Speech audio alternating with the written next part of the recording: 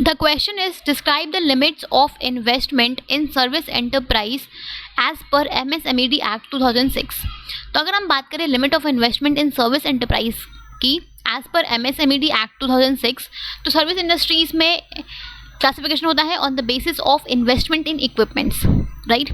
तो अगर हम बात करें माइक्रो एंटरप्राइज की, जस्ट अ सेकेंड, अगर हम बात करें माइक्रो एंटरप्राइज की, तो for micro enterprise service industry में इन्वेस्टमेंट लिमिट है up to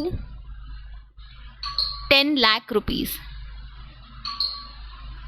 up to 10 lakh rupees. अगर किसी भी इक्विपमेंट में investment up to 10 lakh rupees है तो वो आपका आएगा under micro enterprise, right.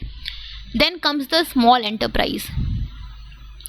Small enterprise की अगर बात करते हैं तो अगर investment up to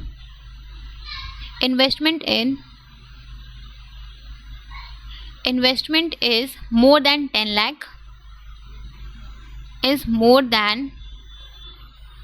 lakh, but does not exceed rupees 2 crore, then it will fall under small enterprise, right। then comes the next classification, वो होता है आपका मीडियम एंटरप्राइज के लिए। मीडियम एंटरप्राइज के लिए क्या लिमिट है आपके इन्वेस्टमेंट की? तो इन्वेस्टमेंट इन इक्विपमेंट होना चाहिए, it should be more than 2 crore, but does not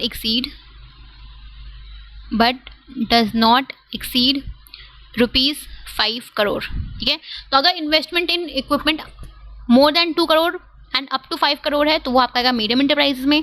अगर इन्वेस्टमेंट की limit more than 10 lakh but not more than 2 crore है तो it will be under small enterprise.